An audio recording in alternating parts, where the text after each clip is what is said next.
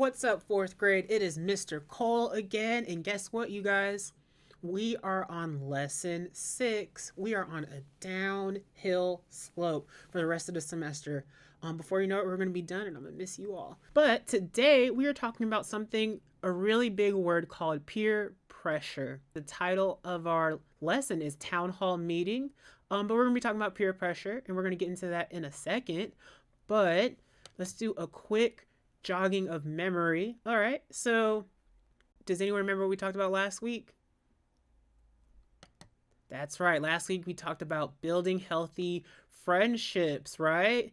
This group in the top right corner, they should look familiar, right? It looks like they're friends. What are some qualities that you guys remember of a good friend? Go ahead and think of one quality. Okay, and with your indoor voice, go ahead and tell me. All right, I'm hearing great things, you guys. Hearing great things. All right, so those are great answers, but these are the answers that Mr. Cole has for you guys. Hopefully this jogs y'all's memory. So we have forgiving, and then we have trustworthy, and then we have fun, and then we have patient, and then we also have respectful, we have encouraging, we have honesty, we have caring. Don't we want our friends to be, if not all, at least one or a few of those things? Of course, you guys. When we look for friends with healthy friend qualities, we can build healthy relationships, right? And who doesn't want a healthy relationship?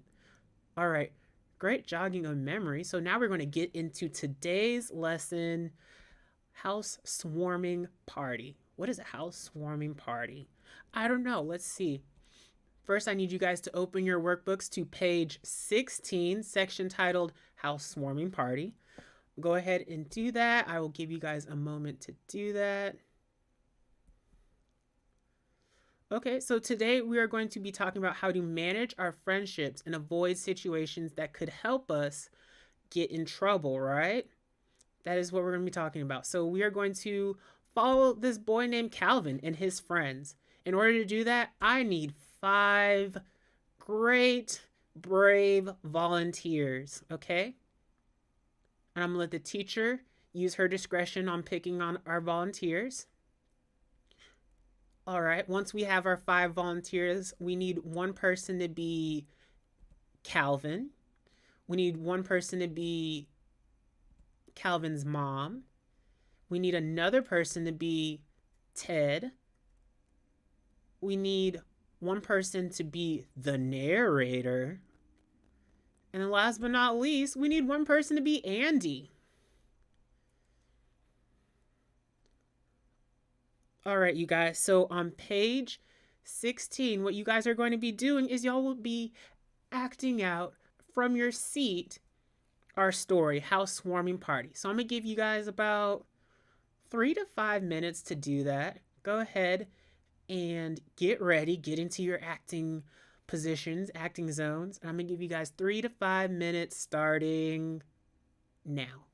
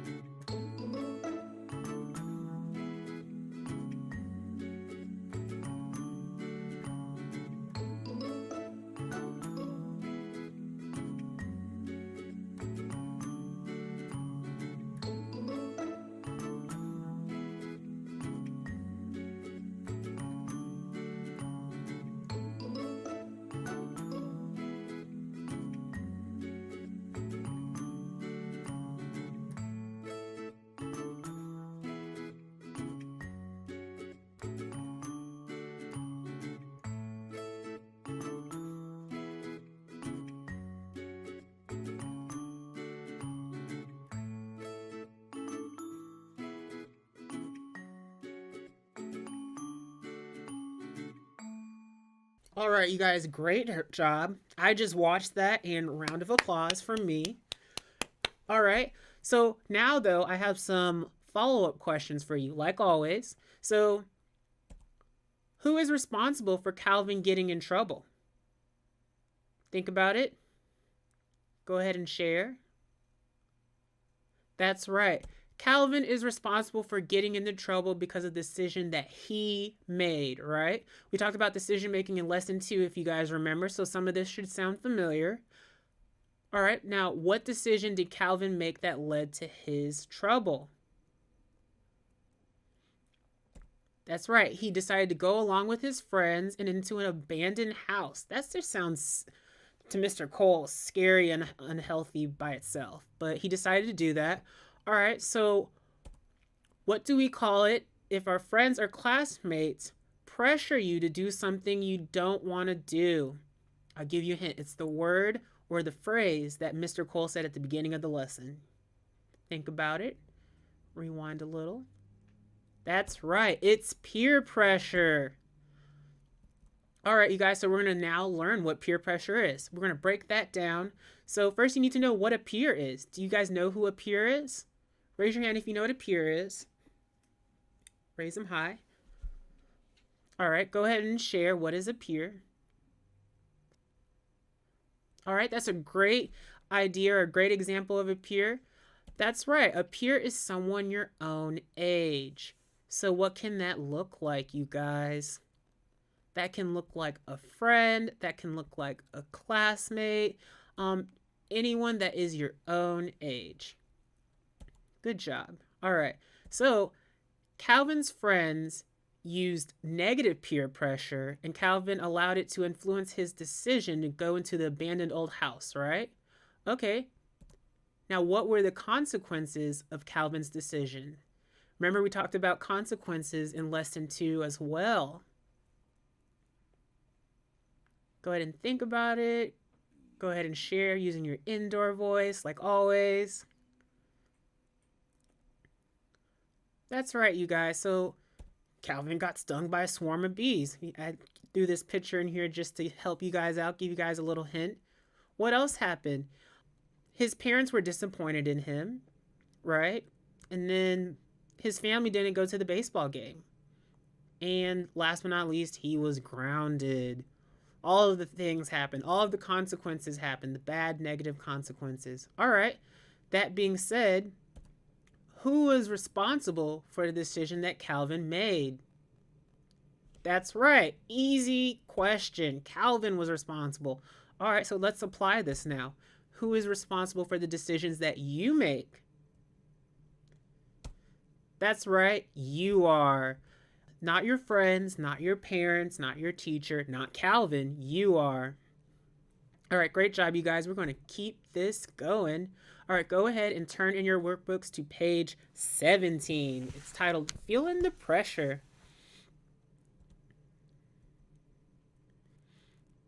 So we have a couple situations on page 17. In each situation, someone's going to allow peer pressure to influence a decision.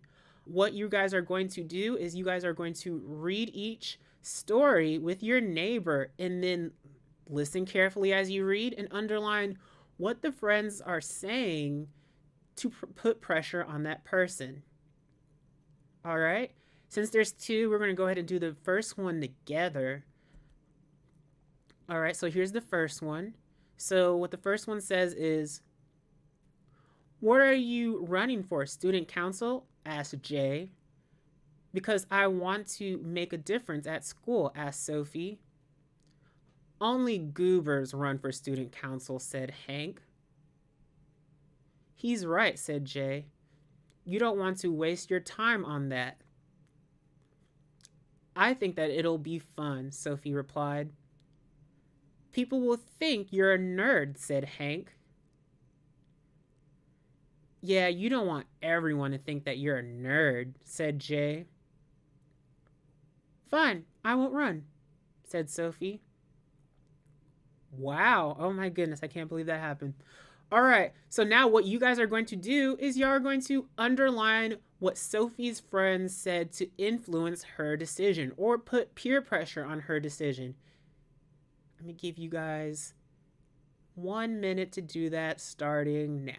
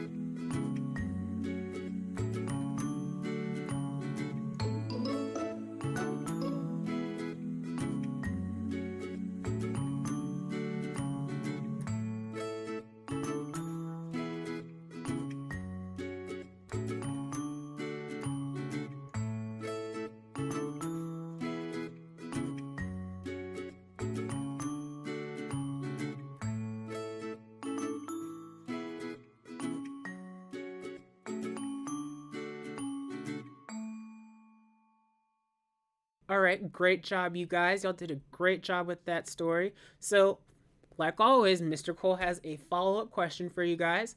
So, what did Hank say to put pressure on Sophie not to run for student council?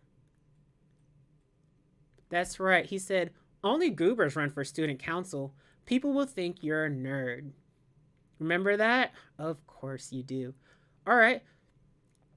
What did Jay say to put pressure on Sophie not to run for student council? That's right. You don't want to waste your time on that. Yeah, don't want everyone to think that you're a nerd. Do you see how peer pressure works, you guys? Is it making sense? Yeah, so both Jay and Hank made Sophie feel bad about her running for student council. So did their peer pressure work in this case? Think about it. Yes, it did. Unfortunately, the peer pressure did work. So do you think that Sophie might feel like she missed out on a great opportunity? Think about it. That's right. Sophie might feel she missed out on a great opportunity. Sophie let Jay and Hank make her decision for her.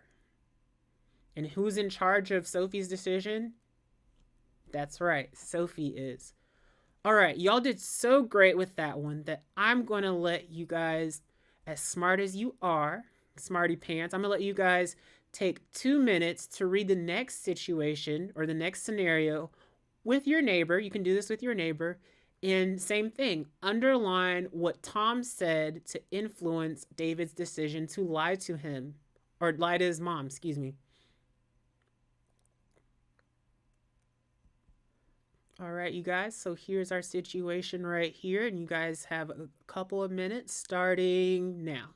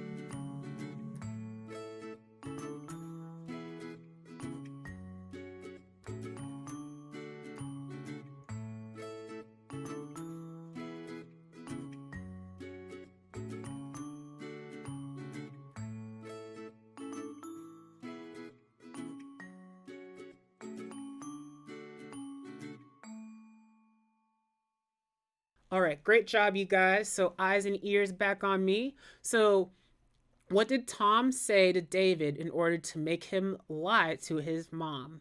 What are some things that you guys underlined? That's right, great stuff.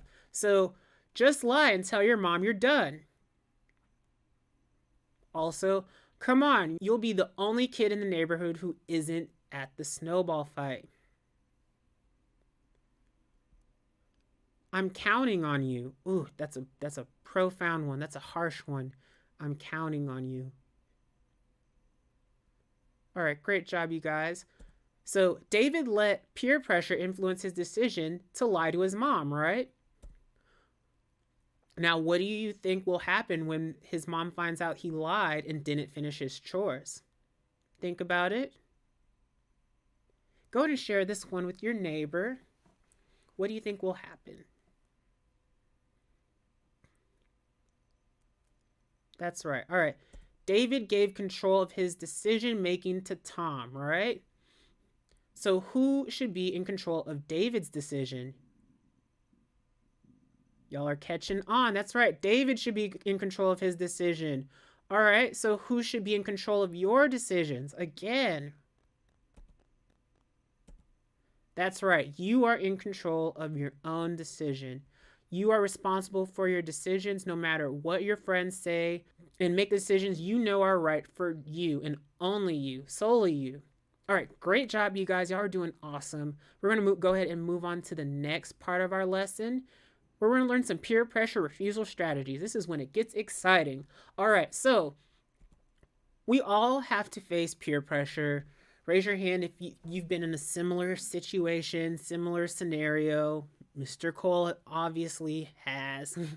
That's how he knows how to handle it. All right, but there are many good strategies to help us resist it. We're going to learn some peer pressure refusal strategies, but first let's break that down. What is a strategy? So, a strategy is an action plan. It's just a plan. Usually when you play a game, right, whether it's a board game or a video game or maybe a sport, you usually have a strategy or a game plan or a plan, right? All right, so our first peer pressure refusal strategy is one of the easier ones, and that is to say no. I know it's harder than it sounds, you guys. I know this sounds a little cliche, but it's harder than it sounds. So, but there are multiple ways that you can say no, including obviously no, or no thanks, or no way, or my favorite, no way, Jose. Actually, let's practice that one together on three. 1, 2, 3. No way, Jose. All right, let's do it one more time.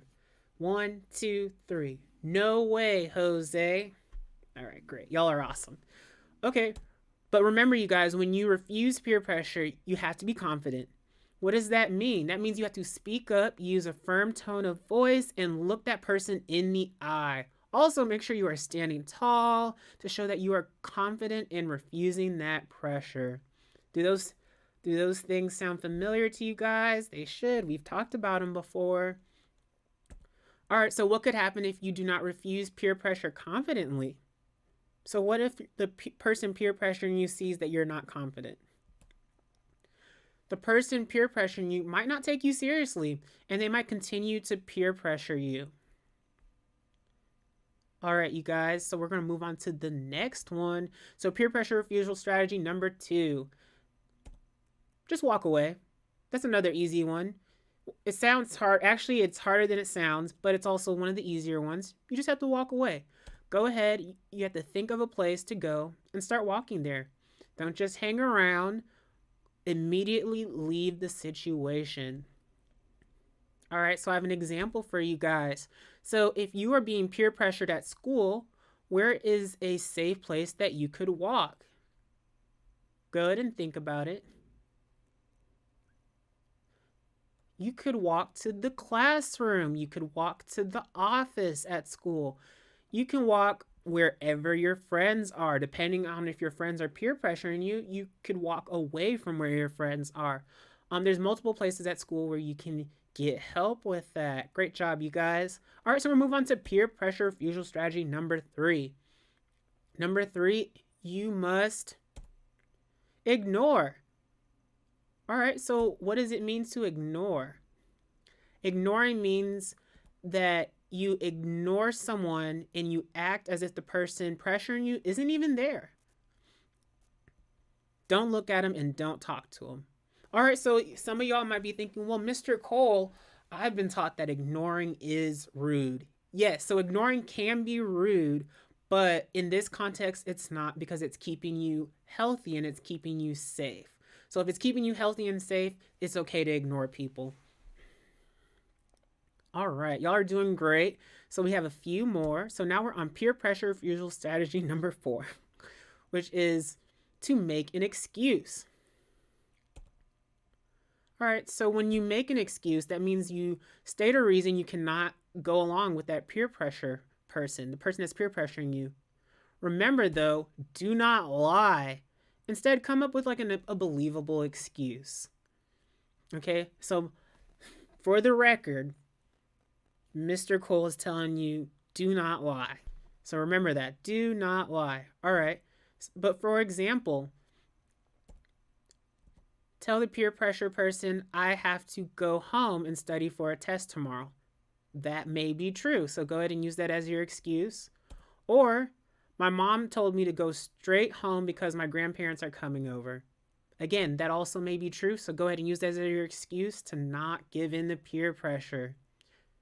Great job, you guys. So we're going to move on to number 5. So number 5 is a better idea.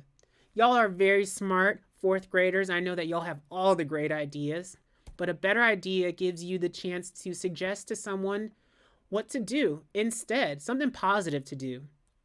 So replace the negative activity with something positive like playing basketball or riding your bike or watching a movie. Yeah, as long as it's safe, healthy, and fun, go ahead and suggest that for you and your friends to do. All right, and I have a practice scenario for you guys. So let's say your friend, and we're going to make your neighbor your friend, so pair up with your neighbor. Let's say that your friend says, come on, just steal that basketball from the neighbor's yard. No one will notice. All right. How can you refuse that pressure using a better idea? Okay, you guys, I'm going to give you guys I'm going to give you guys 1 minute to practice this scenario with your neighbor. But remember, make sure you guys speak with confidence like we talked about with scenario 1. That 1 minute starts now.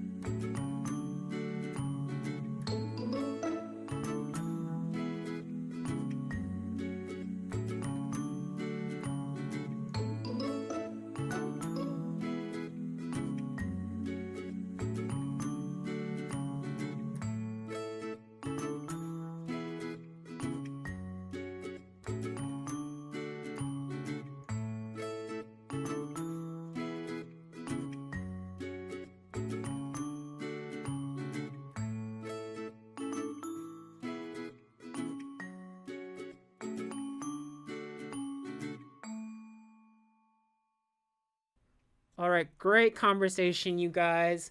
Great conversation. So let's bring your attention back to me for our last and final peer pressure refusal strategy. All right, and this one, I find this one fun and really interesting, but this one is broken record. All right, so go ahead. When you use the broken record, you repeat the same thing over and over again to show that you are serious. All right, so I have an example for you guys. So if someone was pressuring you to cheat on a test, you would say, I don't cheat, because none of us cheat, right? Of course. All right. But if that person says you're a wimp or a nerd, like in our story earlier, you would say again, I don't cheat.